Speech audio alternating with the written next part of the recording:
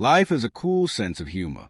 One moment, I was standing at the altar, heart pounding with anticipation, watching the clock tick closer to the moment my future would begin.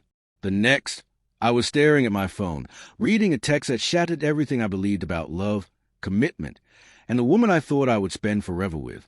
For nearly 2 years, I had lived in what felt like a perfect love story. Michelle and I had built a life together, woven dreams into reality, and mapped out a future we were eager to begin.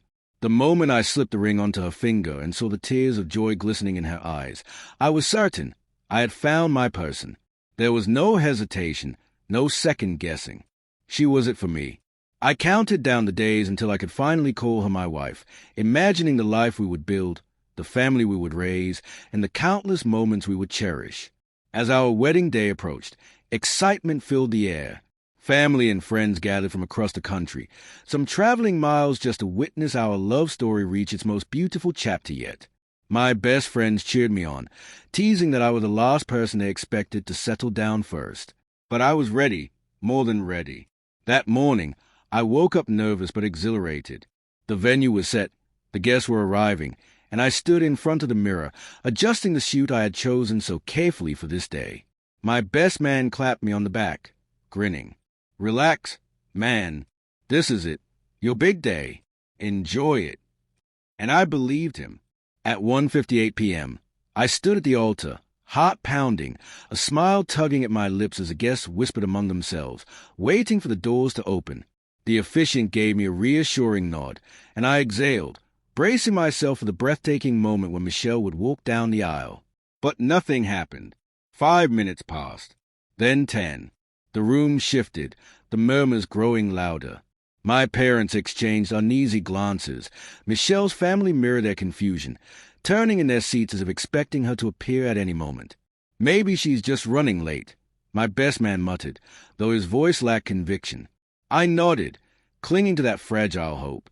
But when 30 minutes slipped by and the atmosphere in the room thickened with discomfort, I felt the first real crack in my confidence. My mother's eyes met mine, filled with silent sympathy, like she already knew what I refused to accept. Then my phone vibrated in my pocket. I pulled it out, my hands trembling as I unlocked the screen. A single message stared back at me, and as I read the words, the ground beneath me vanished. "I can't do this, Stephen. I'm sorry."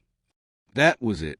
No explanation, no face-to-face conversation, just a handful of words that unraveled everything I believed in. I dialed her number immediately. It rang once, then went straight to voicemail. I tried again. Same result. By the third attempt, my breath was unsteady, my hands clammy. I turned toward her parents, searching for answers, but the bewildered looks on their faces told me they had none. Her mother's eyes darted around, frantic. Her father stood abruptly, pulling out his phone and stepping outside, no doubt trying to reach her just as I was. But by then, the damage was done. The guests had pieced it together. Some exchanged awkward glances. Others shifted uncomfortably in their seats. A few quietly slipped away, pretending they had somewhere more important to be. My groomsmen stood beside me, stiff and uncertain, as if waiting for me to tell them what to do. But what was there to say? I had never felt humiliation like that before. One moment, I was a man about to marry the love of his life. The next, I was just a fool left standing at the altar. I swallowed the lump in my throat, forcing the words out. "She's not coming." Saying it aloud made it real. The finality of it crashed over me like a wave, knocking the breath from my lungs. People started filing out in groups, some offering quiet condolences, others avoiding eye contact altogether. A few patted my shoulder as they passed, murmuring empty reassurances. "I'm so sorry, man," or "if you need anything, let me know." But none of it mattered. Through it all, there was only one person who didn't leave my side, Betty, Michelle's younger sister. While everyone else hesitated, unsure of how to handle the wreckage, she was the only one who stepped forward. She looked up at me, her expression raw with genuine concern, and whispered, "Stephen, I'm so sorry." And somehow, those words cut deeper than the rest. That night, I sat alone in my apartment, staring at the half-empty glass of vodka on the table, as if the answer to everything lay at the bottom. I replayed the day over and over in my mind, searching for some sign, some clue I had missed. But no matter how many times I relived it, the outcome remained unchanged. Michelle had vanished. The woman I loved, the one who promised me forever, had disappeared without so much as a conversation. How could someone who claimed to love me do this? How could she let it go this far if she had doubts? If she didn't want to marry me, why did she wait until the very last moment to walk away? I had spent months planning this wedding, making sure every detail was perfect for her. And in the end, I was the one left picking up the shattered pieces while she slipped away without a trace. In the days that followed, friends reached out, offering support in the only way they knew how. They told me I had dodged a bullet, that I deserved better. Some even tried setting me up with someone new. But how could I move on when I didn't even understand why she left? How could I open my heart again when the person I trusted most had proven love was just an illusion? Love was supposed to be a promise. Instead, it had become my greatest betrayal. Each day blurred into the next, but no matter how much I tried to move forward, my mind kept circling back to Michelle.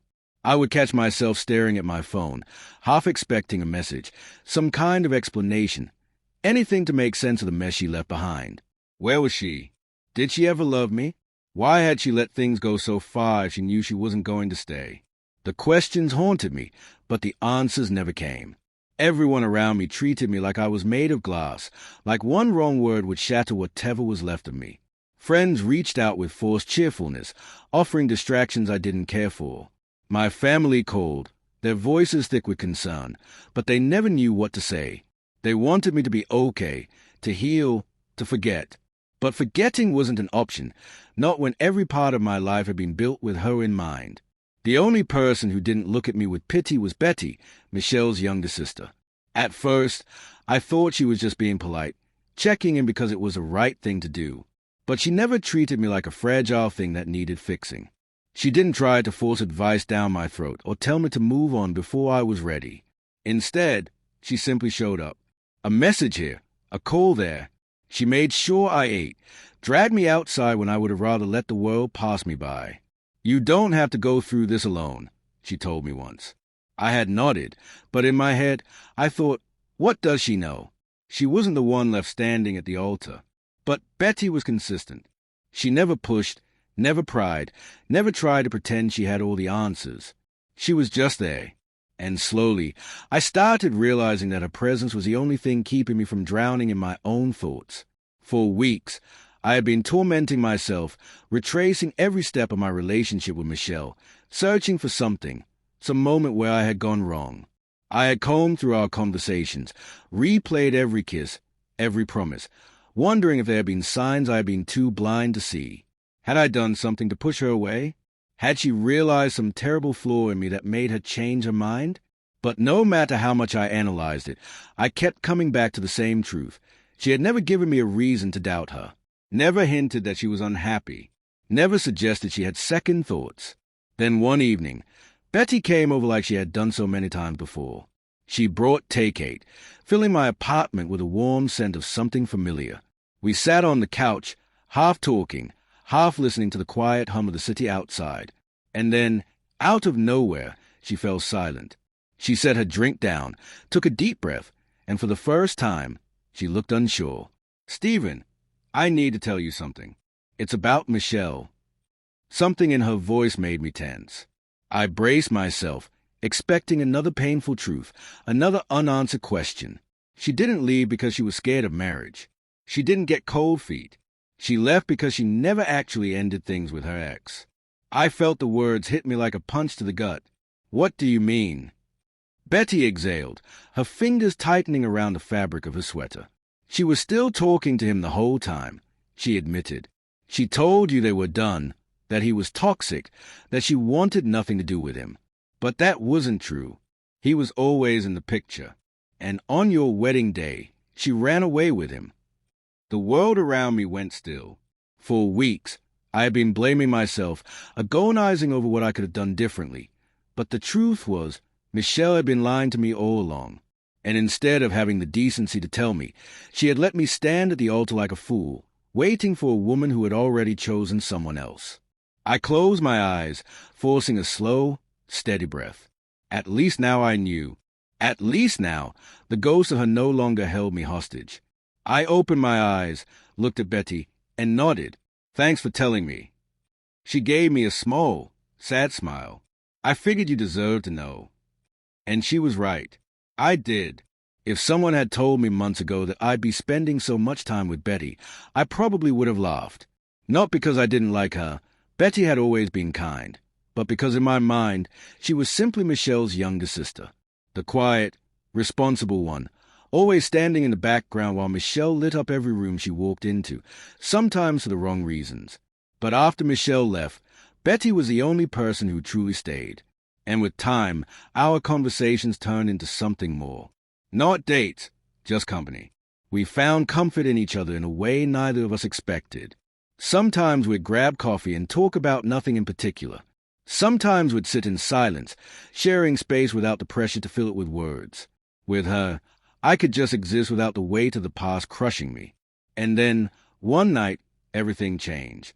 We were sitting in my living room, a half-forgotten movie playing in the background, when Betty suddenly turned to me, her expression unreadable. I have to tell you something. I glanced over, meeting her gaze. What is it? She hesitated for a moment, then took a breath and said the words that would shift everything. I've always had feelings for you, even when you were with Michelle. I thought you were too good for her. I wasn't prepared for that. I just sat there, stunned, trying to process what she had just said. Betty had feelings for me? It didn't make sense. Not because she wasn't a great person. She was, but because I had never seen her that way. Or maybe I had just never allowed myself to. A million thoughts raced through my mind. Wouldn't this be wrong? Wouldn't people think it was weird? What if Michelle came back? As if reading my thoughts, Betty shook her head. I don't care what anyone thinks. I just know how I feel. And I think you should know too. That night, I lay in bed staring at the ceiling, lost in thought. Sleep never came. Her words echoed in my mind. She had always had feelings for me. How had I never noticed? I thought back to the past, to all the moments I had spent chasing a love that was never real, while Betty had been there all along, quiet, steady, constant. But I wasn't going to jump into anything blindly. I needed to be sure. Sure that this wasn't just a way to fill the hole Michelle had left behind. Sure that what I felt for Betty wasn't just comfort, but something real. So we took things slow. Time passed, and with it, my hesitation. I started to realize that it wasn't just that Betty had been there for me. It was that she made me feel different. Being with her was easy, natural. There was no second guessing, no walking on eggshells, no fear of being left behind. And maybe that's what love was supposed to feel like all along. We kept things quiet, not because we were ashamed, but because some things don't need to be explained. Some things just are. Each day bled into the next, but no matter how much I tried to move forward, my mind kept circling back to Michelle. She lingered in my thoughts like a ghost, haunting the quiet moments when I was alone. I wondered where she was, if she ever thought of me, if she regretted what she had done. But most of all, I wondered why. Why had she let things go so far if she knew she was going to leave? Why had she let me love her if she had already chosen someone else? People around me handled me with caution, their words laced with pity. Friends invited me out, trying to distract me with forced laughter and empty conversations. My family called, offering reassurances they didn't quite know how to give. They all meant well, but none of it helped. They wanted me to be okay, to heal, to let go. But how could I, when every part of my life had been built with her in mind? Betty was the only one who didn't treat me like something broken. At first, I assumed she was just being polite, checking in because it was the right thing to do. But she never treated me like a fragile thing in need of fixing. She never tried to give me cheap advice or tell me to move on before I was ready. She just showed up. A text here, a phone call there. She made sure I ate, dragged me outside when I would have rather let the world pass me by. You don't have to go through this alone, she told me once. I nodded, but inside, I thought, what does she know? She wasn't the one left at the altar. But Betty stayed. She never pushed, never pried, never tried to tell me how I should feel. She was just there. And slowly, I realized that her presence was the only thing keeping me from drowning in my own thoughts. For weeks, I had tormented myself, picking apart every moment with Michelle, searching for something, some sign that I had missed, some warning that she wasn't who I thought she was. Had I done something to drive her away? Had she seen some flaw in me that made her change her mind? No matter how much I analyzed it, I kept coming back to the same painful truth. She had never given me a reason to doubt her. She had never let me see it coming. Then, one evening, Betty came over like she had so many times before. She brought Take-8, filling my apartment with a warm scent of something familiar. We sat on the couch, talking about nothing in particular, her voice a steady hum in the silence. And then she fell quiet. She set her drink down, took a slow breath, and looked at me with something unreadable in her eyes. "Stephen, I need to tell you something. It's about Michelle." A strange unease settled over me. She didn't leave because she was scared of marriage, Betty continued. She didn't get cold feet. She left because she never actually ended things with her ex. The words hit me like a blow to the chest. "What do you mean?" Betty exhaled, fingers twisting in her sweater. She was still talking to him the whole time. She said quietly, "She told you they were done, that he was toxic, that she wanted nothing to do with him. But that wasn't true. He was always there. And on your wedding day, she ran away with him." The world around me stilled. For so long, I had been blaming myself, convinced I had done something to drive Michelle away. But the truth was, she had never been mine to begin with. She had been lying to me for months, maybe longer, letting me believe in something that was never real. I closed my eyes, inhaling sharply. At least now, I knew. When I opened them again, I met Betty's gaze and nodded. "Thanks for telling me." She gave me a small, sad smile. "You deserve to know." And she was right. I did. If someone had told me months ago that I would end up spending so much time with Betty, I would have laughed. Not because I didn't like her. Betty had always been kind. But because in my mind, she had only ever been Michelle's younger sister. The quiet, responsible one, always standing in the background while Michelle soaked up the attention. But after Michelle left, Betty was the only person who truly stayed. With time, our conversations turned into something more. Not dates, not anything defined, just company. Two people finding comfort in each other in a way neither of us had expected. Sometimes we grabbed coffee and talked about nothing. Other times, we sat in silence, just existing. And with her, for the first time in months, I felt like I could breathe again. Then, one night, everything changed. We were sitting in my living room, a forgotten movie playing in the background, when Betty suddenly turned to me, her expression unreadable. "I have to tell you something," she said. I glanced over, meeting her gaze. "What is it?" She hesitated for a moment, then took a breath. "I've always had feelings for you, even when you were with Michelle. I thought you were too good for her." The word sent a shock through me.